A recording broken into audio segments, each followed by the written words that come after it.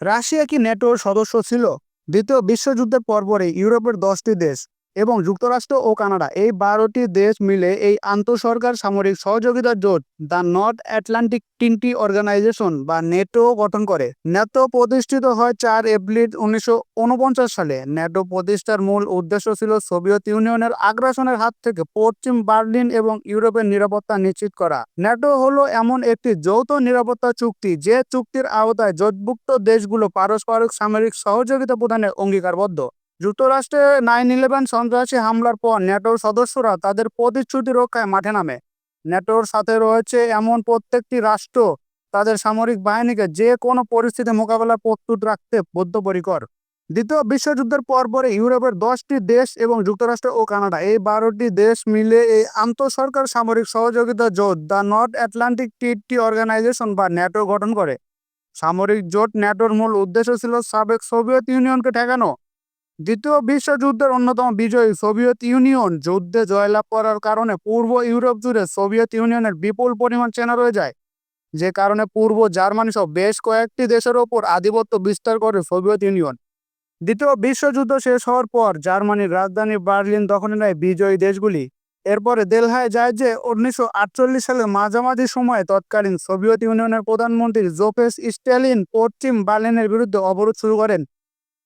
আর সে সময় পশ্চিম বার্লিন এলাকা ছিল তৎকালীন মিত্রশক্তি যুক্তরাষ্ট্র, ব্রিটেন এবং ফ্রান্সের নিয়ন্ত্রণে, কিন্তু পুরো এলাকাটি অবস্থিত ছিল সোভিয়েত নিয়ন্ত্রিত পূর্ব জার্মানিতে।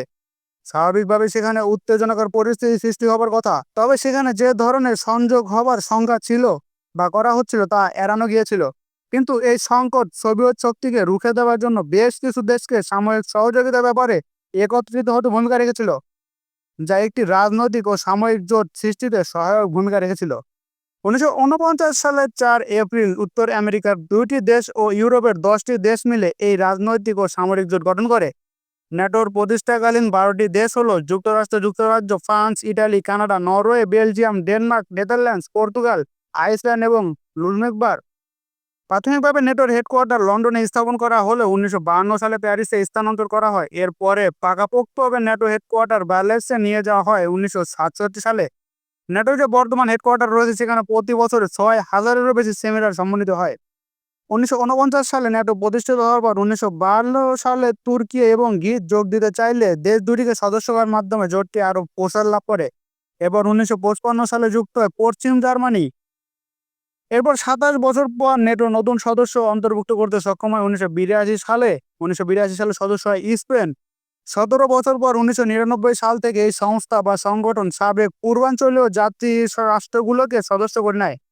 1999 সালে 3টি দেশ চেক রিপাবলিক, হাঙ্গেরি ও পোল্যান্ড যোগ দেয়।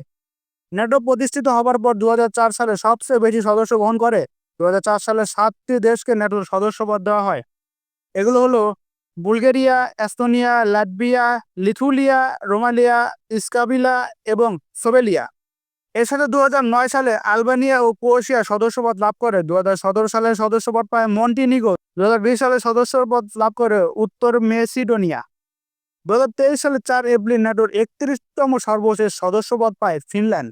বর্তমানে যে কোনো ইউরোপীয় দেশের জন্য সদস্যপদ গ্রহণ উন্মুক্ত রয়েছে, যদি সেই দেশগুলো নিরাপত্তা ও সহযোগিতার ক্ষেত্রে ন্যাটো নীতিমালার সাথে সম্মত থাকে। উত্তর আটলান্টিক বলতে কি বোঝায়? উত্তর আটলান্টিক অঞ্চল বলতে বোঝায় আটলান্টিক মহাসাগরের উত্তর অংশের দুই পাশের অঞ্চলসমূহকে।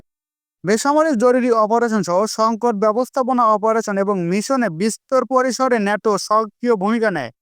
এর উদাহরণস্বরূপ লক্ষ্য করা যায় আফগানিস্তান, কসোভো, ভূমধ্যসাগরীয় এলাকা এবং আফ্রিকান ইউনিয়নের সহযোগিতার ক্ষেত্রে। ন্যাটোর সদস্য নয় এমন 40টি দেশের সাথে ন্যাটোর অংশীদারিত্বের সম্পর্ক রয়েছে। এর মাধ্যমে বিস্তর পরিসরে রাজনৈতিক ও নিরাপত্তা ইস্যুতে ন্যাটো কাজ করে।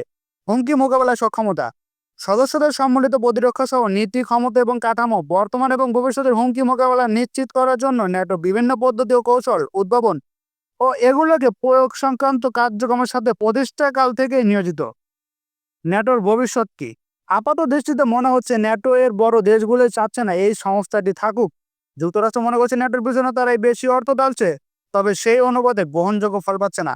ফ্রান্স মনে করছে ন্যাটো একটি অকেজো প্রতিষ্ঠান। অন্য দিকে প্রায় সমমনা দেশগুলো আমেরিকাকে খুব একটা পরোয়া করে না। এখন এই অবস্থায় ন্যাটো থাকবে কি না সে প্রশ্নের উত্তর বলা যায় এটি স্থায়ী হবে না, কিন্তু এটি কবে বিলুপ্ত হবে সেটি নিশ্চিতভাবে বলা যায় না। আমেরিকা যুক্তরাষ্ট্র কখনোই চাইবে না ট্রান্স আটলান্টিক লিঙ্কটি না থাকুক, কারণ ইউরোপ ও ইউরোপিয়ান ইউনিয়নের সাথে একটি ভালো কার্যকর কৌশল নেটো ছাড়া তাদের সামনে আর কোনো দ্বিতীয়টি নেই। রাশিয়াকে ঠেকানোর পাশাপাশি চীনকে মোকাবেলার জন্য যুক্তরাষ্ট্রের নেটো হলো একটি বড় রকমের শক্তি। রাশিয়া কি নেটোর সদস্য ছিল? রাশিয়া নেটোর সদস্য ছিল না, তবে 1991 সালে উত্তর আটলান্টিক সহযোগিতা পরিষদ এবং 1994 সালে পার্টনারশিপ ফর পিস প্রোগ্রামে যোগ দিয়েছিলেন। 1997 সালে ন্যাটো এবং রাশিয়া বিভিন্ন স্বার্থের ভিত্তিতে একটি স্থিতিশীল, নিরাপদ এবং অবিভক্ত মহাদেশ তৈরির জন্য একসঙ্গে কাজ করার জন্য পারস্পরিক প্রতিশ্রুতি দিয়েছিল। কিন্তু 2014 সালে রাশিয়া ইউক্রেনে সামরিক অভিযান চালালে রাশিয়ার সাথে সহযোগিতামূলক কার্যক্রম স্থগিত করে নেয় ন্যাটো, যা দেশটির মিত্ররা খুব ভালোভাবে নেয়নি এবং কাঠামো সমালোচনা করেছিল ন্যাটোর এই সিদ্ধান্তে। অবশ্য রাশিয়ার সাথে ন্যাটোর রাজনৈতিক সহযোগিতার মাধ্যম খোলা রয়েছে।